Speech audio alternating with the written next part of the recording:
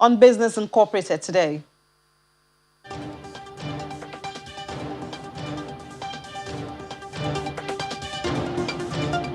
Togo, Niger, and Burkina Faso to get $470 million from the World Bank for regional connectivity. Non-oil export for Egypt hits $15.37 billion in the first 6 months of 2021. Motorists in Tanzania cross to Zambia to buy fuel.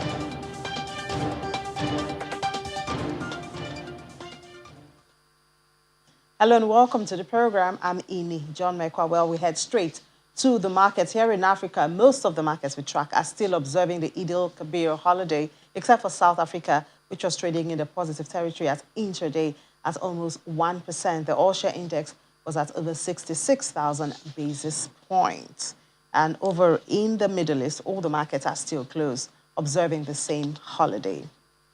So we head straight to Europe, where the pan-European stock 600 climbed 1.1% in early trade, with travel and leisure stocks surging 4% to lead gains as all sectors and major bosses entered positive territory. But we have Chelsea to tell us more from Frankfurt. Hello, Chelsea. Good afternoon. Good afternoon. So the German government today approved 400 million euros to help people and areas devastated by the recent flooding. How is this money expected to be spent for maximum impact? So this 400 million euros is focused very specifically on sort of bridging the gap between what can be done now and what needs to be done later. So this is very, very short-term support.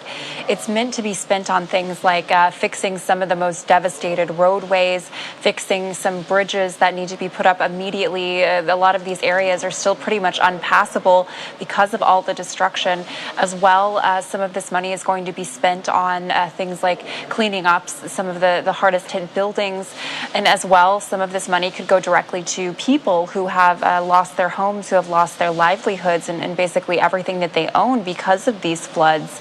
At the same time, this 400 million euros is really just the first step. We've already heard today from several government officials that as soon as we have an estimate of the total cost of this damage, that they will then start putting together another package that's expected to really be in the billions of euros, and that will help for the long-term rebuilding of these areas that have been basically devastated by the flooding in the past week. So German automaker Daimler cut its sales forecast for the year today. What's behind the weaker outlook?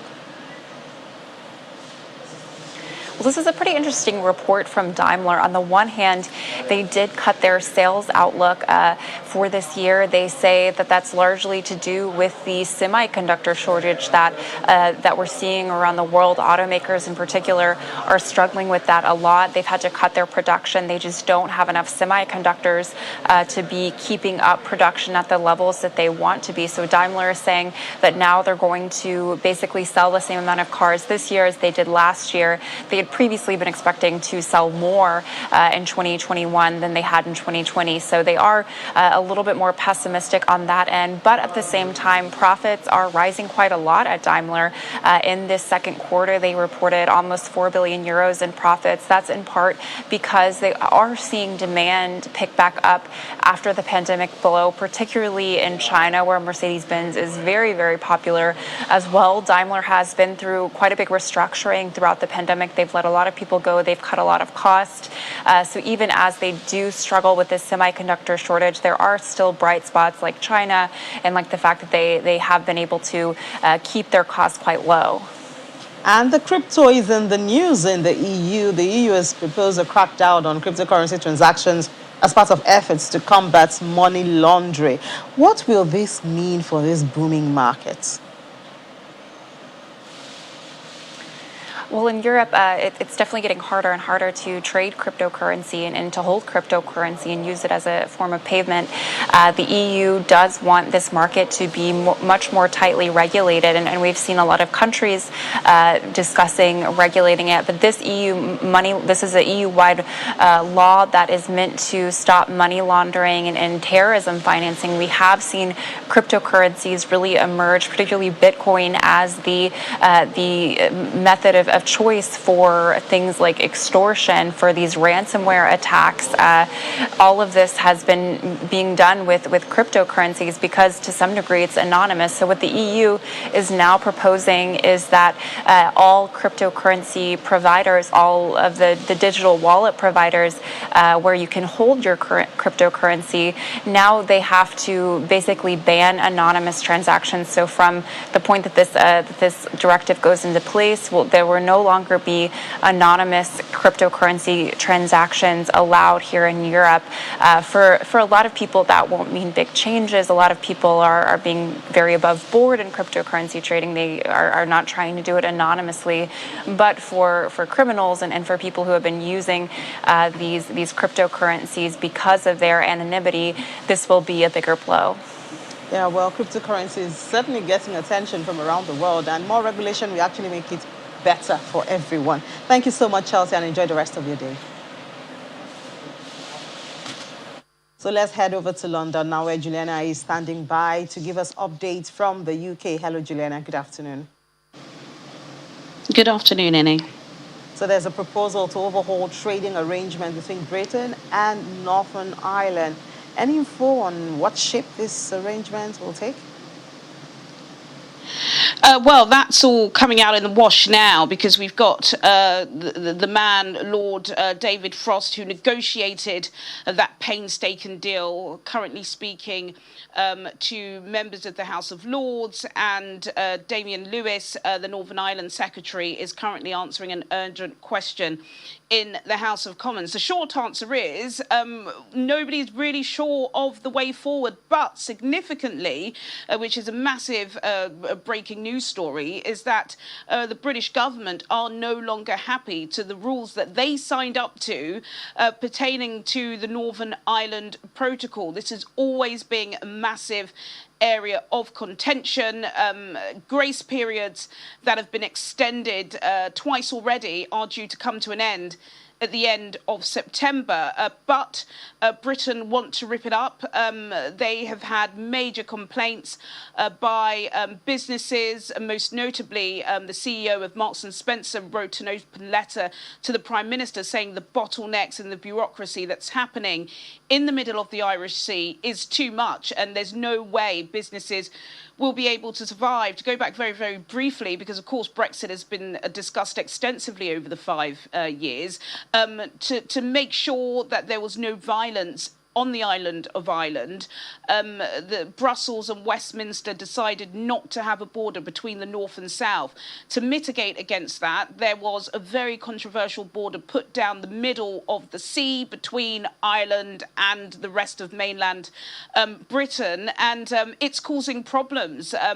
Chilled meats, particularly fresh food, are not getting across the sea in time. There have been a myriad of issues, and now Britain have decided to go against, the advice by the US President Joe Biden, as well as the Australian Prime Minister and lots of other allies around the world, and they've decided to rip it up. I haven't yet heard a response from Brussels, but of course they are going to be absolutely fuming because Boris Johnson promised the British public that this was an oven-ready deal. It was a last-minute deal signed on the 24th of December in 2019. They agreed to the Northern Ireland Protocol. It was very, very painstaking, lots of backwards and forwards and infections of COVID, but it's not working. It's clearly not working. Trade between mainland Britain and Ireland is at an all-time low. There have been uprisings and violence, and now Britain are preparing sponsoring a piece of legislation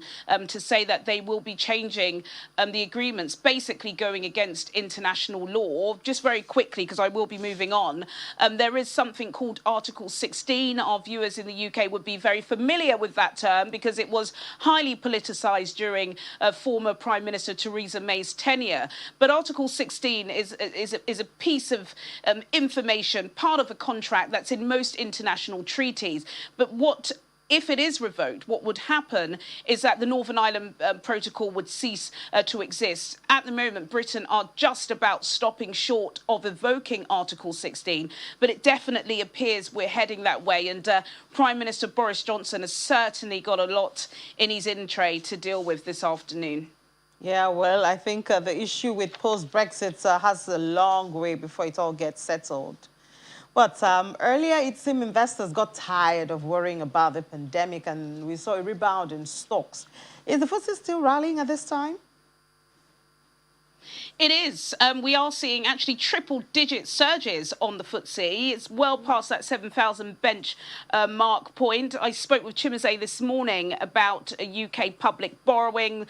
The budget deficit is lower. It's much lower in June than it was in May. That's because the economy is opening. There's more tax receipts, and the government are spending much less because now employers are contributing to the all-important furlough scheme. And so investors are cheered. They're pretty happy about that. The FTSE All-Share is up 1.58% at intraday. The FTSE 100 is up by 1.60%.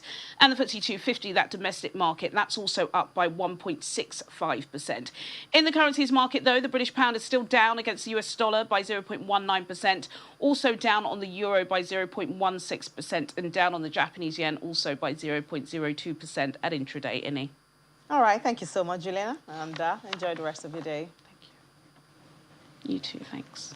So moving on now, shares in Asia Pacific were mixed in early trade following an overnight bounce stateside that saw the Dow Jones Industrial Average rising more than 500 points. In Japan, the Nikkei 225 rose 0.58% to close at 27,548, while the Topix Index advanced 0.82% to finish the trading day at 1,904.41. Japan's exports rose 48.6% in June as compared with a year earlier. That was higher than a 46.2% increase expected by economists. Mainland Chinese stocks closed higher. The Shanghai Composite gained 0.73% to 3,532.66, while the Shenzhen Components rose 1.34% to 15,212.60. Hong Kong's Hang Seng Index fell 0.26% as of its final hour of trading. Elsewhere, the S&P AX 200 in Australia climbed 0.78% to close at 7,308.70. South Korea's Kospi slipped 0.52% on the day to 3,215.91. The TASE in Taiwan also closed 0.4% lower at 17,458.79. MCSI Broadest Index of Asia Pacific shares outside Japan slipped 0.12%. U.S. stock futures were high in early morning trading today after the major averages clawed back much of their losses from Monday's sell-off. Dow futures were about 212 points higher. S&P 500 futures and Nasdaq 100 futures were trading slightly higher. Netflix reported disappointing third-quarter subscriber guidance after the bell on Tuesday, but the stock gained 0.6% in extended trading. Yesterday, stocks rebounded sharply from Monday's sell-off, triggered by a COVID-inspired global growth scare after its worst day in 18 days on Monday. The Dow Jones Industrial Average rallied nearly 550 points, which is 1.6%. It was the biggest jump for the Dow in more than a month. The S&P 500 registered a gain of 1.5%. The Nasdaq Composite rose 1.6%. The small-cap benchmark Russell 2000 surged 3% as reopening plays popped. American Airlines rose 8.4%, and Norwegian Cruise Line rose 8.3%. We'll take a short break now. When we come back, we'll head over to the African continent. Stay with us. It's Business Incorporated on Channels Television.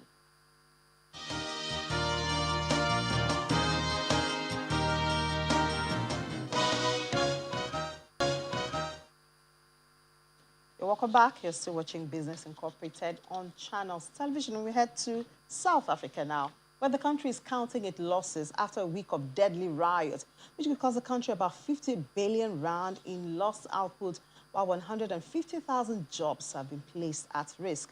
About 200 malls were targeted and some 3,000 shops were looted during the protests, while 200 banks and post offices were vandalized. Meanwhile, South Africa's Gauteng provincial government and the road freight industry have established a freight forum to improve efficiencies in the sector. More than 40 trucks distributing food and goods across the country were the first casualties in the violent arson and looting attacks that gripped the country last week. As South Africa Bureau Chief Betty Dibia spoke to the Chief Executive of the Road Freight Association, that's Mr. Gavin Kelly, and she brings us this interview. What would you like to see done in terms of priority as well to secure the pivotal role that your association plays? Well, I think, you know, the routes that move goods through the country need to be secured. And whether that means using a system of police to secure those, or the traffic police. On a permanent basis? Yes, on a permanent basis. And one of the roles of traffic police is to ensure the safe and free flow of traffic. So they need to do that. The second thing is that a very stern message or clear message needs to go out from government that you can't just go and attack, you know, institutions or industries that have got nothing to do with your issue. We've got such different levels of legislation in this country where people can raise their voice. And if it's a service delivery issue, take it through the relevant parties. You don't have to attack people and burn people. The matter around foreign drivers, which I'm sure you're aware of, there are structures to deal with that. You don't have to burn trucks and kill people. I mean, thank goodness we haven't had anybody killed in this sort of protest violence, and I mean in terms of burning trucks or that sort of idea. People have been killed, but that's that's around looting and it's around more crowd control, etc., it would seem.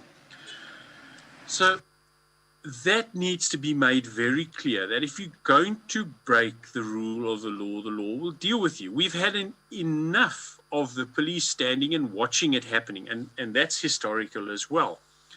And then I think finally, government needs to take seriously when private sector gives them information around what's happening, and they need to deal with it. And if they then ascertain the threat as not being realistic, they need to communicate that to private sector. But they need to act on the information that they get, and quite often we've got ears on the ground, we've got drivers, we've got business out there who work with the communities and need to deal with it. And then I think finally, the programs that they say they've been putting in place, obviously some of them haven't been working. They need to look at why they're not working, and if they need partnerships with private sector, they need to do that. Finally, now, just quickly, what conversations is your association or the industry having with insurance right now? With insurance, we haven't had much conversation with them, except around the whole SASRIA, which is the South African insurance body that really covers the riots and unrest, and that sort of specifically created for that many decades ago. But we haven't yet had our members asking us to talk to insurance, I suppose, because no one submitted the insurance claims yet. I think everyone is still in the process of assessing, yes, what sort of damage they have and what have you. I mean, we have some insurance brokers and some insurance companies who are members of ours, and everyone has said generically that, you know, claims will be paid, but of course each and every one has a specific contract, and there could be provisos in those contracts, and that's not an area we're going to get involved in. More importantly, we have spoken to SASRIA, and they have made a blanket statement a couple of days ago saying that they have got finances to cover whatever claims are going to come in. Well, then good luck to them. let's hope that that is going to be the situation. Oh, that was Channels Television South Africa Bureau Chief Betty Dibia speaking with the Chief Executive Officer of Road Freight Association in South Africa, Mr. Gavin Kelly, about aftermath of the South Africa unrest. Moving on now, Burkina Faso, Niger, and Togo will get $470 million boost from the World Bank's International Development Association for the ongoing efforts to improve regional connectivity, security, and socio-economic opportunity. The Lomé-Ouagadougou-Niamey Economic Corridor Project will support tri-state collaboration on raising the quality of transport and transit services along the corridor, developing social and economic infrastructure, and improving resilience to security and climate threat. The goal is to expand trade and reduce transport delays for goods imported and exported through the port of Lomé among the three countries. The corridor has a significant concentration of people and activity. 28% of Niger's GDP and 7% of its population, 40% of Burkina Faso's GDP, 21% of its population, and 72% of Togo's GDP and 65% of its population. The project is to address many issues by helping to simplify and improve custom processes and procedures, professionalize transport actors, and improve transport data management system and road safety. The Egyptian non-oil exports have increased by 23% to $15.37 billion during the first 6 months of 2021, compared to around $12.54 billion in the year-ago period. The country's new program to repay export burdens and offer incentives is expected to lead to a surge in exports and contribute to the implementation of the plan to record $100 billion in annual exports. In June, the Egyptian non-oil exports hiked by 30% to $2.84 billion in June 2021, compared to $2.18 billion in the same month of 2020. Egypt's exports to the European Union and the League of Arab States were valued at $4.82 billion and $4.71 billion, respectively. And scores of Tanzanian motorists are crossing in over to Zambia daily to buy fuel because the commodity is cheaper in Zambia than that in their country. The demand for fuel at Nakonde by Tanzanian motorists is putting pressure on the 3 available filling stations in the border town. The latest fuel adjustments in Tanzania, effected on the 1st of June 2021, have further left Tanzanian motorists with no option but to seek cheaper fuel in Zambia. Zambia has the cheapest fuel in the region, and this is why motorists from the neighboring countries are now flocking in to buy the commodity. Dealers in Zambia say the demand for fuel from motorists from Tanzania is good for the people of Zambia, especially those at Nakonde. Tanzania has seen an increase in fuel costs in the past 12 months due to a rise in global demand and increasing local taxes and levies. The World Bank and the French Development Agency are to offer $500 million in loan guarantees for a $900 million drinking water project in Angola. The scheme, which will eventually benefit 7.5 million people in the capital, will include building a water treatment plant in the town of Beta. The project also involves the addition of 82 kilometers of water mains and a network of metered outlets in the city's mostly poor outer suburbs. The projects will be carried out by a consortium consisting of a French water specialist Suez and a civil construction company also based in Portugal. And the government has directed the cotton company of Zimbabwe, Kotoko, to open all 6 of its ginneries across the country to address the shortage of wool packs bedeving the country industry.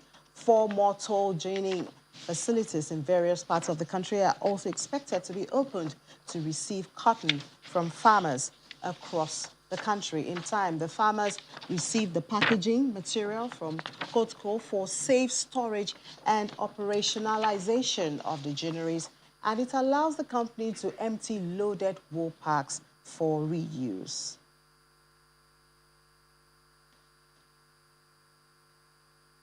And that's it on Business Incorporated for today. Thank you so much for watching. I'm Ini John Mekwa.